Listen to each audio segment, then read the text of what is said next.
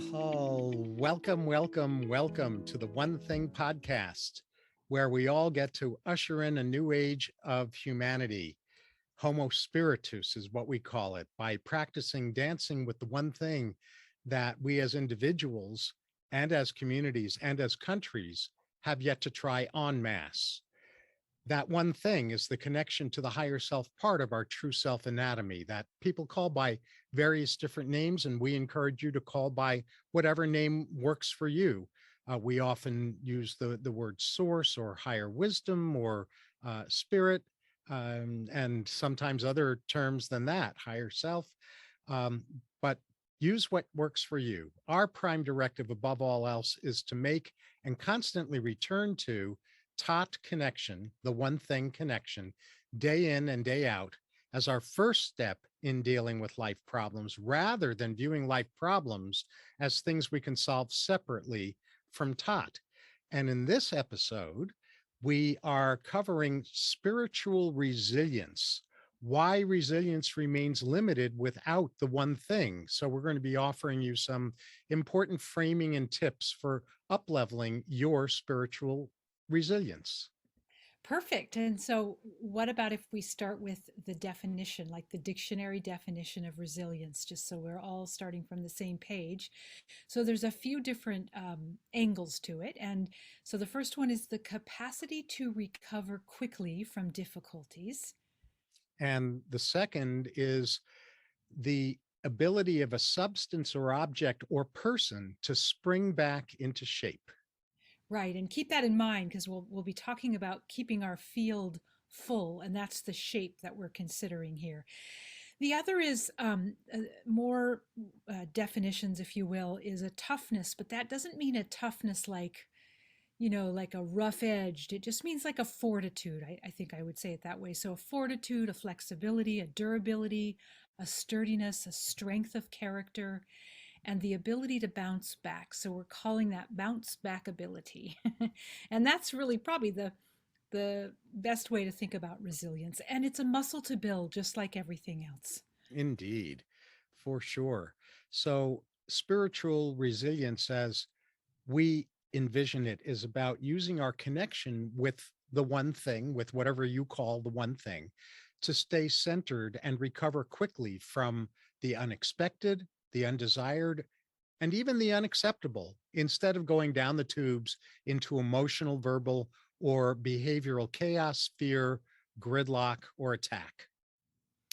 Exactly. Those are quicksand places that we can find ourselves caught in, aren't they? And we're both of the opinion it's more than an opinion, it's a knowing, it's a deep inner knowing that spiritual resilience can only really be cultivated by way of our connection to the one thing. Exactly, exactly. So yeah, and the ease with which one is susceptible to like being disconnected from resilience or not having access to their reserves or feeling resourced and feeling then becoming weary, weak, and doubtful is pretty much assured when we're disconnected from the one thing. So we can think about the one thing in this case of feeling resourced and feeling resilient, and feeling like we have reserves is that when we're connected to nature, of which we are an extension of, then there is ample resources in most places in the world, right? Obviously, there are things that are changing and being redistributed and that kind of thing. And it's actually one of the things I feel very strongly about is that when I am resourced and when I have the capacity to build resilience, then I do that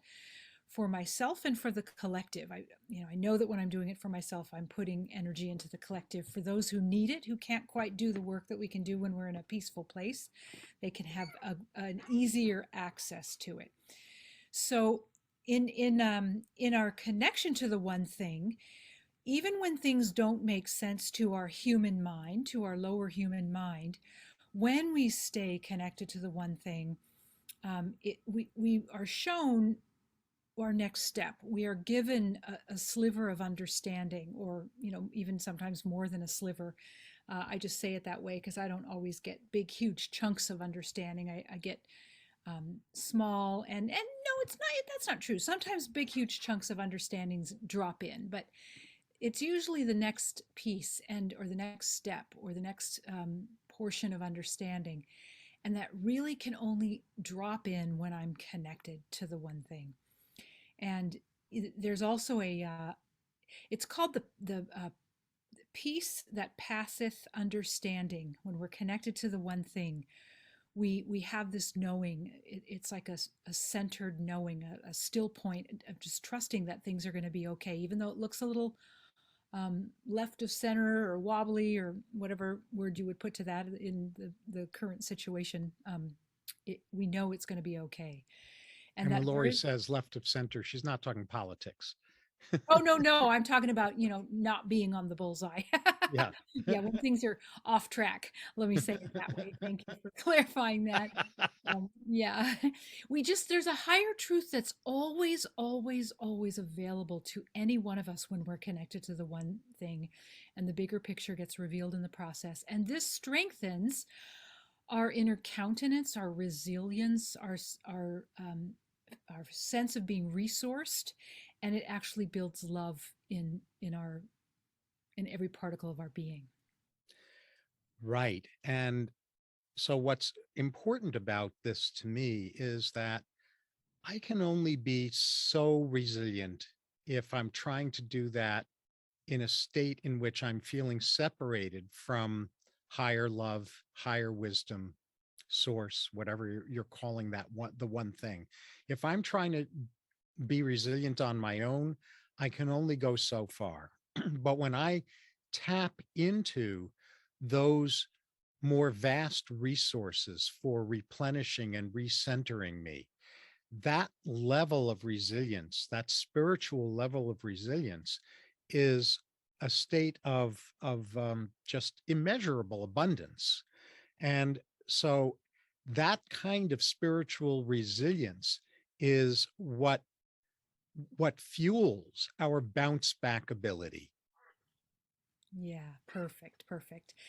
So remember in our definition, we talked about a person being able to spring back into shape as an element of resilience. Well, our field, so we have this space around our physical body that if you were to put your arms directly out to your side at your fingertips and then you kind of spun your arms around like a windmill, at your fingertips there's this oval shape all around you that's considered and seen actually in Carillion type or magnetic resonance type photography. It's a field that exists around us.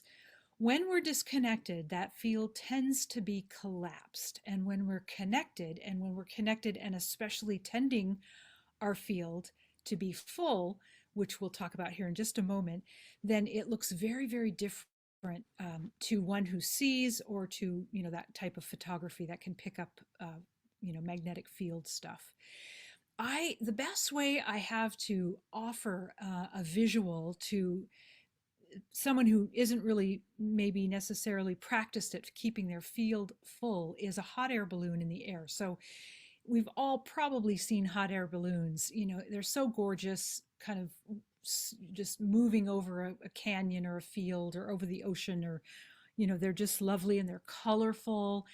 And so if you think about the fullness of a hot air balloon, that's what it would look like if your field were full, because we actually can call in various colors. There's 12 primary rays of light, and we can call in any or all of them into our field. But now if you imagine that hot air balloon, that material, and it's just collapsed on the ground and it's no longer filled, right? Then it's just a pile of material, and our own fields, believe it or not, can get that collapsed. And that is where we have almost no resources. We feel very weary, exhausted, and we don't have access to resilience. So it's just really important to know that. And when you're calling in life force or light or divine love or source or nature, whatever your word for addressing the one thing, I happen to like to see it as light, because then I feel like I'm working with something tangible. I call it in through the top of my head to fill my entire body and then to overflow, even pushing through my pores, because interestingly enough, that like our skin is the barrier between the physical and the non-physical, between spirit and matter, if you will. So when we have this flexibility in our skin and this freedom of movement between matter and spirit, then we have a really good relationship with our field and with the one thing. So it's a practice to fill yourself with light and then to fill your field with light. And I highly recommend that you practice that on the regular. I don't know if I've said this before in our podcast, but I use the time that I go to the bathroom all day long because I drink a lot of tea. So that's just one way I know that I will regularly keep my field open, because any one of us could fill our field beautifully, get a phone call, and in 2 minutes our field can be collapsed. So I just know, right? I've Like, been there. yeah, I think we all have. And so I just know that if I go to the bathroom a lot, and every time I go to the bathroom I just do a quick field filling exercise, then there's less and less time between my field being collapsed, and that tends to make me feel like I have access to resilience. Mm, yeah, marvelous, wonderful, wonderful framings, I think, and suggestions for everyone. I love it, and I also am very, very strongly of the opinion, and I believe you are as well, that during times like we're in the midst of right now in 2022, as we're recording this, that are times of ongoing upheavals out in the world, Mhm. it's really, really hard to make ourselves fully immune to what's going on in the disruption in the collective of humanity. And so during these times of ongoing upheavals, it's even more apparent, it's even more important that we tend to this connection, this TOT connection, and tend to and continually fuel our spiritual level of resilience. And that's not, like Lori said, that's not a one-time thing. This tending, this refueling, this replenishing our spiritual resilience is something that, especially like I said, in times of upheaval, needs to happen all day long, Absolutely. every day, all day long. Absolutely. It's wonderful to have a morning meditation or ritual, or, prayer time, or however you might set your day up in the morning. But it's vital. They say in yoga, take it off the mat. So you could go to yoga class in the morning, but you have to take that energy off the mat and weave it into your day. And that's what I think David is saying is, Yes. please, realize how important this is. And one of the reasons that I am devoted to this is because I know that when I tend to this, it strengthens the weave in the collective of humanity, right? Like, if I don't do this, then what do I have to contribute to the soup of consciousness, so to speak? It will only be my weakness, and it will probably be some sort of fear and doubt and worry and any other ingredients such as that. And I'm just not willing to make that contribution to the soup. I want my contribution to the soup to be, just like if we were making a real soup, right? We would want the right spices. We don't want the wrong spices. And then that strengthens the tapestry and the weave that is the fabric of love of the universe. And I believe we each have a part to play in that. Everyone, each of us have our own strands. And when we think about the fabric of love, this is what our heart yearns for. This is um, the capacity to choose peace over war, the capacity to choose kindness over hate. I mean, there's any number of things we could point to in today's time, as David said 2022, when we're taping this, where we would much rather have things be better. And it's each of our job to contribute to that weave to make things better. Mhm. And the before we get to takeaways, the one thing that I feel a sense of importance about adding is that not often enough in discussions about resilience do I hear baggage tied into resilience capability. The more baggage we're carrying, the more trauma, unresolved trauma that we are trying to live with and cope through, the harder it is to remain resilient. The harder it is to have high levels of resilience, and this is a very important thing to tend to, because resilience is also our dedication to recognizing if we have baggage that is triggering us or taking us away from resilience, making us brittle and inflexible in the moment. It's crucial that we not shame ourselves ever for it, but to recognize when that's the case, or if that's the case, and to care enough about ourselves and about the world around us, to heal that trauma, to clear away that baggage, so that we keep optimizing and up leveling our resilience. Because uh, this, you know, and any amount of willpower that we try to use in the presence of baggage is going to last 2 minutes, and then we'll be right back into the soup again.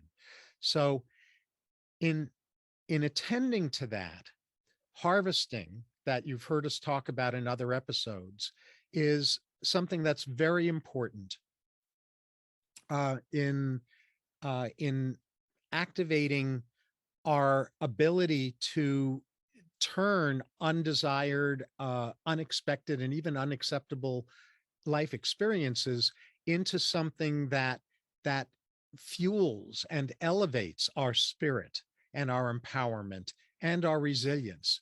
So we've talked about harvesting in the context of forgiveness in a prior episode and in some other episodes as well. We want to tie harvesting, or I want to tie harvesting into resilience as well. Our dedication to finding the gold in the unexpected, undesirable, undesired, and even unacceptable that are happening in our life, in the lives of those we care about, and in the world. Beautiful. Yeah. Um, and it's okay. Like, this is the healing path, right? This is what I would call what David just described. It's a healing journey. We want peace. We want to cultivate resilience. There's like a boulder in the road. We tend to the boulder. We release that trauma. We do the healing of that emotional tangle, whatever we want to call it. And we get to keep going on the road over past the boulder, because we've just sort of alchemized that energy. And now we're going to claim it as resilience. We're going to claim it as forgiveness. We're going to claim it as peace. We're going to claim it as devotion, whatever you want to use that energy for, that's of a higher nature. And it's okay if we don't yet know what the world is supposed to look like, but we know, each one of us, we have specific feelings that we know we want to have more often than not. We definitely want to have more kindness than hate. That's an easy one. We definitely want to have more peace than chaos. That's another easy one that probably most of us who would be listening anyway to this, that's an easy reach. Even if we don't know what the full picture is going to be, it's our job to hold that energy until we walk ourselves into the picture in a co-creative dance with the one thing. That's kind of the point. So yeah, so let's just give you a handful of little of takeaways that you can practice with the one that we already went through, which is the practice of filling your field. If you're not sure how to call in light that you see, even your intention, whether you see it or not, it does take a little bit of practice if you're not one who sees things, to practice visioning things. But your intention, that your being, your physical being, and your field be filled with, you can just start with a white light or a golden light. Those are two very neutral, well, not neutral, but they're very a kind of across the board lights that you can play with. All purpose. All purpose, that's the word. Yeah, yeah. So we're inviting you to practice that. Yeah, pick whatever things you can do as associations throughout the day, and just do it. That's the key, is you have to do it. And notice it won't be like a big old waterfall pouring to you, but it will be these subtle noticings of strength and fortitude and resilience, to use the word of our topic for this episode. Hmm. And the second takeaway is about everyday harvesting practice. So what I mean by everyday is that sometimes we carry trauma that we really need support in clearing out. Like there have been times in my life when I have been in psychotherapy in order to clear out some layers of old baggage, old trauma that I wasn't able to clear out on my own. So there's that piece when we have a bigger piece that we need some assistance with. And I happen to be biased toward things like energy psychology methods and EMDR, if you're familiar with that, eye movement. My gosh, I just Yeah, blanked. EMDR. Uh, Desensitization and reprocessing. There we go. And so that's EMDR. Energy psychology methods. These are wonderful, wonderful methods. Even they're experimenting now with hallucinogens, low dose hallucinogens, as a way of clearing out baggage from trauma in a durable kind of way. Uh, so what I want to share with you as a takeaway is not that kind of deeper assisted surgery, but harvesting practice on a day-to-day level when you're able to do it. And the harvesting practice in a day-to-day kind of way basically has two steps to it, as I do it, at least. The first step is a surrender step. And that surrender step is where I remind myself about whatever situation that I'm feeling less than resilient in, or that I'm feeling triggered by. My surrender step is I remind myself, I don't know what this is for, and I don't know my own best interests. Or if I'm vicariously traumatized, where I'm watching some external situation, an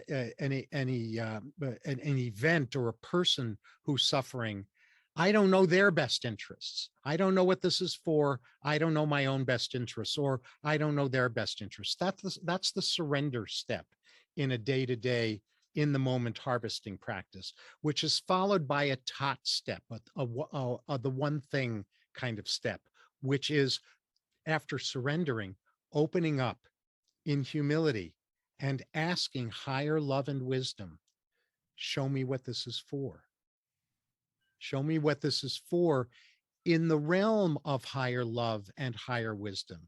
Show me how to see this through the eyes of higher love and higher wisdom, so that we can then harvest gold from suffering in a daily practice kind of way, when the suffering is not so great that we need external assistance with it.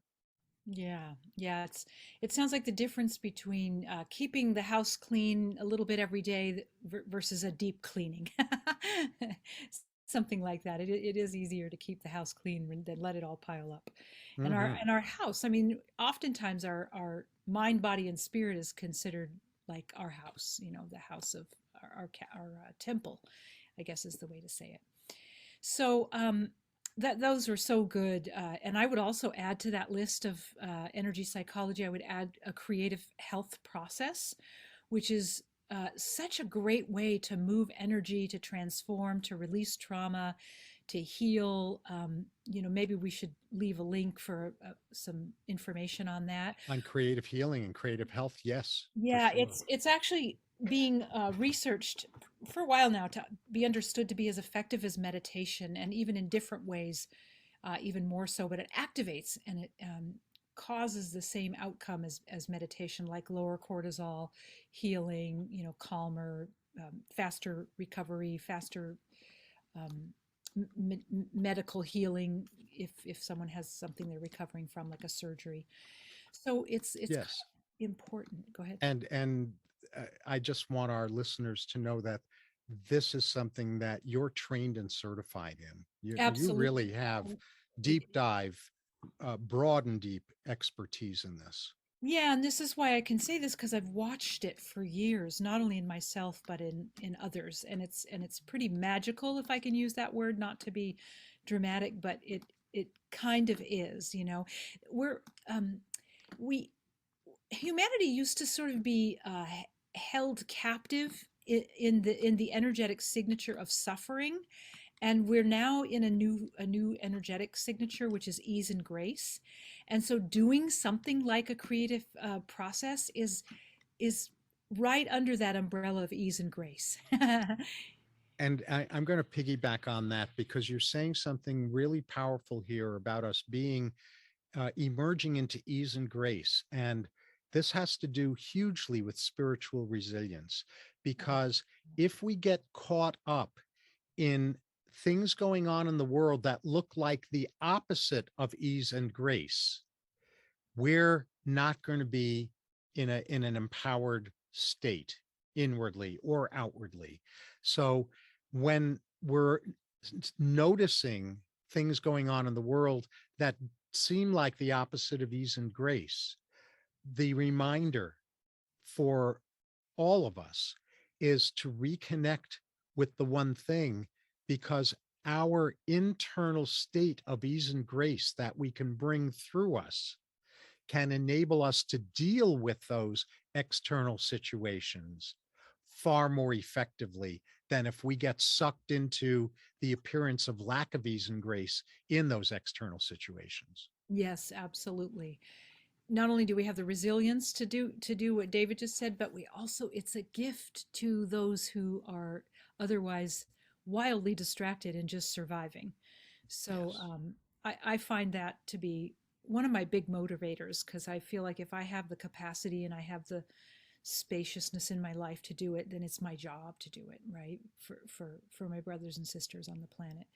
So where were we? Oh yeah. So just I know one thing we were going to have you consider is notice the places in your life where you already feel resilient. You know, maybe you feel resilient in the ways you interface with your coworkers, or your projects that you do at work, or your business, you know, the running of your business.